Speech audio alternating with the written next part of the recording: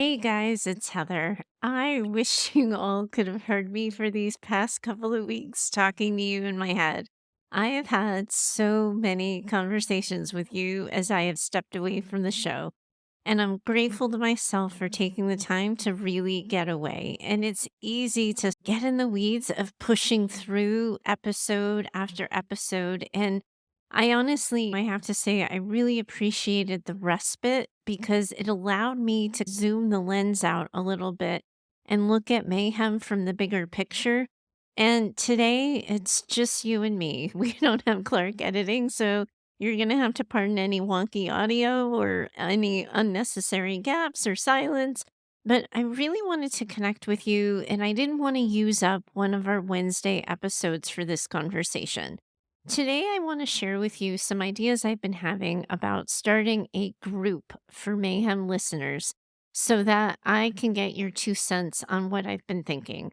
I'm building something and I really do want you guys to come to it. So I want you to be a part of building it. Then also too, as it's known to happen while away, I had some personal experiences with my own inner critic. And she got pretty mean to me for a little while there, and I caught it and I got myself out of it. But I also wanted to share that story too because it's happened for me in real time and I was able to catch it. So I think it's going to help me teach all of you how to catch it for yourselves too. So, hopefully, I'm not going to be going on too long for you today. Here goes. One of the things that's important for me to share is that the time away really did let me step back and think about where all of us can go next as a community. And I started thinking about how I'm always saying at the end of episodes that you're in this community of women around the world who are in this together. And I know that some of you, just by me saying that, or me listing out the different countries that I hear listeners coming from, that you have already felt that to be true. And I also know that for some of you, just listening through the podcast, that might not always feel true for you because you're still isolated in your own experience, in your own little corner, in your own little world. And you can't imagine a real life community of people who are out there thinking and feeling just as you have. Now, I've known for a bit of a time now that I've wanted to build us more into a real life community. And in all honesty, I haven't been sure how. I recently had two women who I have been working with one on one finish up with me in my own counseling in my own private practice, which, by the way, is a very cool thing because it reminds you that narcissistic abuse recovery from childhood trauma really and truly is possible. This is a good thing. Then as those ladies were finishing up, I had the time slot available in my schedule. And I had decided that in lieu of filling it with two one-on-one clients, that I might be able to use that time available for Mayhem. So I would like to think about offering a narcissistic abuse recovery group for all of you. Now, here's a full stop on something. The time I have available for this group is Tuesdays, 12 to 1:30 Pacific Standard Time. This is the only current opening that I have right now, so the timing on that can't change, and I know I'm going to be disappointing some of you right out of the gate because of that, and I get it, and it sucks, and it, of course, is surely disappointing. But that being said, for those of you who would be interested, I am wondering what kind of group might be most helpful for all of you. Because if you've been a member of a group before, you might know that they can run in all kinds of ways. Specifically for what I've been thinking about, I'm considering two options. Both options would be set up as peer support groups. So I would be there with you guys to facilitate, guide, coach, and offer direction to you guys.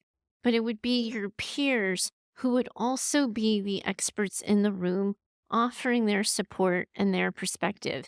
Now, if any of you attended my group calls at the beginning of the year, time didn't allow for the back and forth between members, and I regret that. And I want to do it differently, and I really want to do it better this time. So, one option I've been looking at is an open group drop in style. I would have that same time open every week, and you could all sign up as time and interest allows. Some of you might come every week, while others might only come once a month. You'd come as you are, as often or as little as you'd like. The next option would be a closed group. Now, with closed group, members make a commitment to themselves and each other for a set amount of time, usually 9 to 12 weeks. You'd have the same members, and it's usually a smaller group size, around 15 people. It makes for a more intensive recovery experience and a more intensive therapy experience because you're getting more concentrated, consistent, regular support. It's easier to get to know people in a shorter amount of time when it's the same people every week and it's a smaller group size. Now, open groups might look at someone's issue of the day, whereas someone in a closed group might be setting a specific set of goals for themselves and what they want to work on in that time span of 9 to 12 weeks. So that's what I'm considering, and I'm hoping to get us up and running in about a month or so. I had originally been thinking after Labor Day in the United States, which is the week of September 2nd, but alas, I was just delivered a jury duty notice for the first week in September. And here in California, that means that I have to call in every day for that week to see whether or not I'm needed for the next day. So it makes it a little bit hard to commit to a firm group date starting time right now when I can't guarantee when I'll be free. But I'm surely, as I think that through and work out that silly, wonky logistic, I'm going to work to clearly communicate that so you have all the important details. Here's what I need from you now. First, if you would like to be included on the wait list for the group and be the first to know when registrations open, you're going to find an invitation to join the wait list attached in the show notes. Secondly, in that invitation to join the wait list, you're going to see an opportunity to vote for the kind of group you're hoping I will offer, be it closed or open. You're going to find the link for this in the show notes for this episode. So now that housekeeping's done and taken care of, it's story time. So before I even left for vacation, apparently I was already thinking of you guys. Let me just set the scene for a second. I had been packing my bag, getting everything together, and this is so dorky and dumb as I'm saying it, but something I was really excited to bring with me was my global entry pass. It's this security pass that works both domestically in the United States and also abroad, and it allows you to get through TSA or international security faster at the airport. And something about it just made me feel like a real traveler. I had gotten it last year, but I hadn't yet had an opportunity to use it since I had it. And I had been imagining how nice it was going to feel to just breeze through the LAX airport, sail on through security, and I went to the wallet where I knew the card to be, and it wasn't there. And I quickly rushed to check to see if it was with my passport. And lo and behold, it wasn't there either. And in that split second time, I was suddenly raging at myself, like 0 to 60 style. What the fuck, Heather? How can you be so fucking stupid? Of course you lost this thing before you even got to use it. Of course you did. I went from 0 to telling myself to fuck off in nanoseconds. Now, I have to reiterate something here. This card isn't even essential to travel. It's just a perk. I can go anywhere without it. I could have done my whole travel itinerary just fine without it. It was just convenient and a nice little thing to have. But that did not stop me from berating myself for always missing details. Because here's the thing you guys are going to come to know about me a little bit. I'm always the one who makes a mistake when I'm trying really hard not to make a mistake. Every time I've ever cracked up my car, and unfortunately, there have been more times than I care to admit, that it always happens when I'm trying not to fuck it up. I'm known for missing the big things because I get too focused on the details. So, of course, this missing card was something that I was adding immediately to that list of fuck ups. And as I said, it was just like the time when you XYZ and just like the time when you ABC. And I started scrambling to see the penalty for losing the card. And guys, literally, FYI, it's only $29 to replace it. But that didn't soothe me because I had decided in that moment that when I got the card, I had probably put it in a place that I thought was safe. And so I was beating myself up for not even remembering last year what I thought a safe place was. I just kept calling myself dumb and an idiot as I scrambled to look for it. Now, I don't actually struggle with having an inner critic that aggressive on the regular. This isn't really language I ever use with myself. I do admittedly get sensitive to making mistakes or when I do things that make me feel dumb. Common sense and wise mind, it finally prevailed, but it took me 20 minutes or so to finally get there. And I took this deep breath and I told myself, just go back to the wallet. Look again. You know you put it there. And there, my friends, right there, I did, of course, find it. I had been looking for the card as I remembered it. And I had forgotten that when the card came, it came in this lined security sleeve. That's why I hadn't seen it the first time. I had been looking for the card itself, not the colored sleeve it was in. And hindsight 2020, it should have been over right there for me. But nope, I just continued with, look at how much time you wasted rushing around, not paying attention. Great way to start vacation. Way to go. Now, something in the way that I was shaming myself in some way ended up snapping me out of it. And finally, I could say, enough, stop. You thought you made a mistake. This is nothing. And even if you had made the mistake, that too would be nothing. Just stop. And then finally, I felt my heart rate settle a little bit. And right here is where we all usually move on and push through, isn't it? We beat the shit out of ourselves for however long we're going to beat the shit out of ourselves. And then we tell ourselves to just stop and we push through and move on.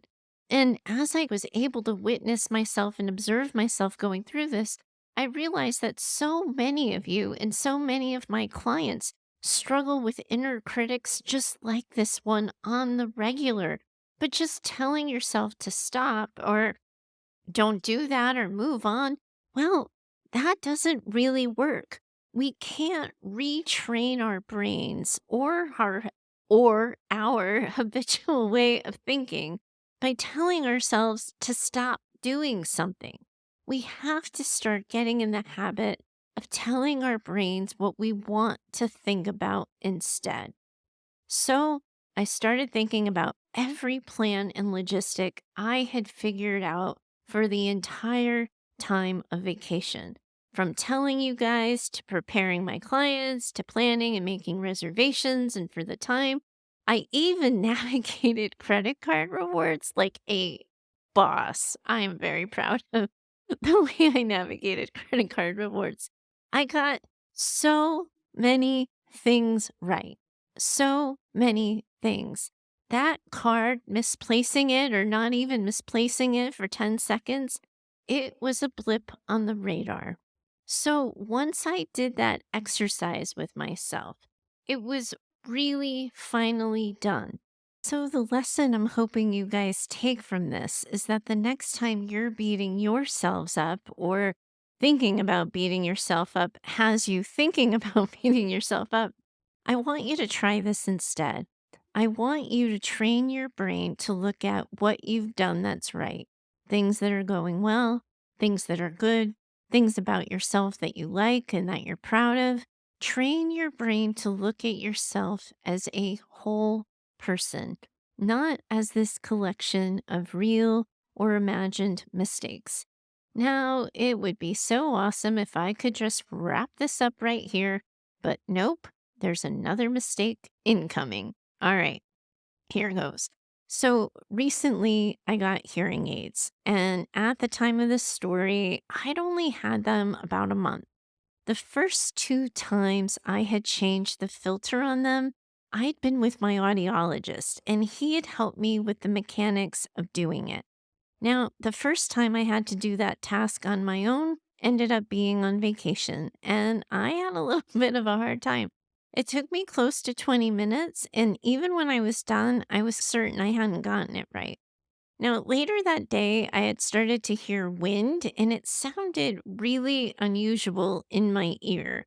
I removed myself from the situation I was in, and I took out my hearing aid, and I realized that in my nervousness trying to change the filter correctly, there was like this little silicone tip on the end of the receiver that wasn't even there.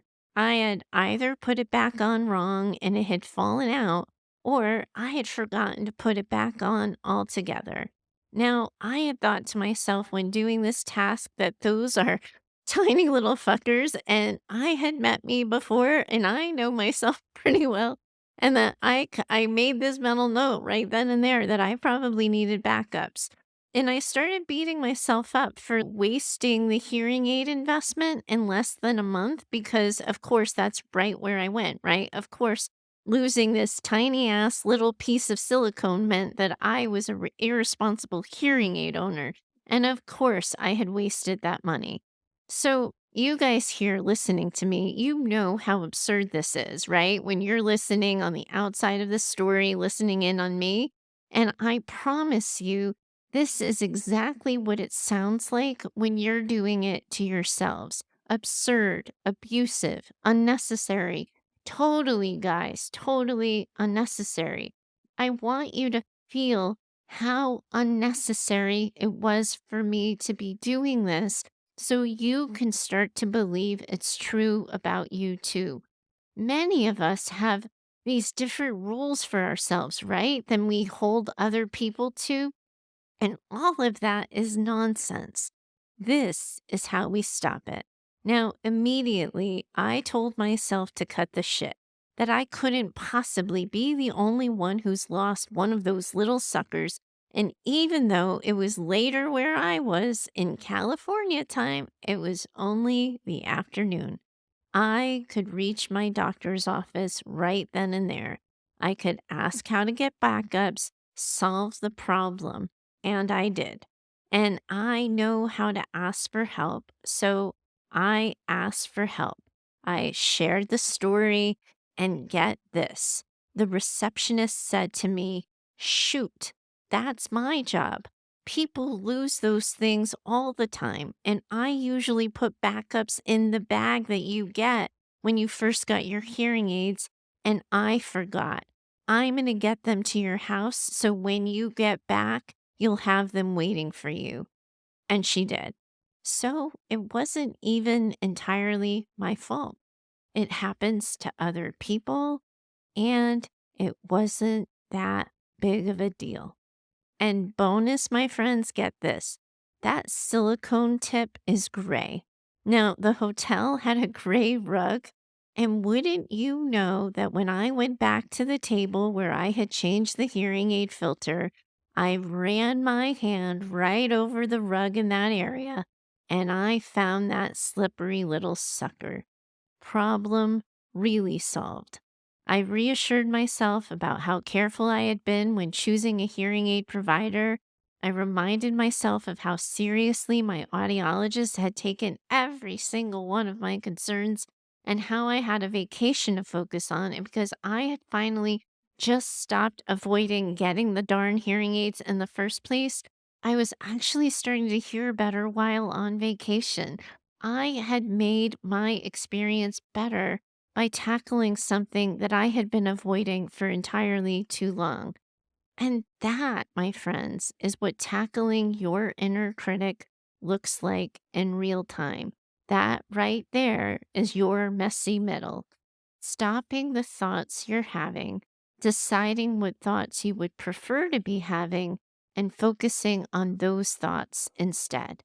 Make a promise to yourselves to try this for yourselves each time you catch yourself abusing yourself, and see if in just 4 weeks' time you see a decrease in that awful inner dialogue some of you have been known to have with yourselves. Okay, so I got to wrap up here. This was supposed to be a quickie episode, but we've all met me. A quick reminder that you're going to find the invitation to join the group waitlist, and you're also going to be able to voice your group preferences in the show notes in that invitation to join the waitlist. And I'm really looking forward to hearing what you guys think. You're always in a community of women around the world who are in this together. And I am looking forward to bringing you together even closer still. And for sure, I'm in it with you too. Bye for now.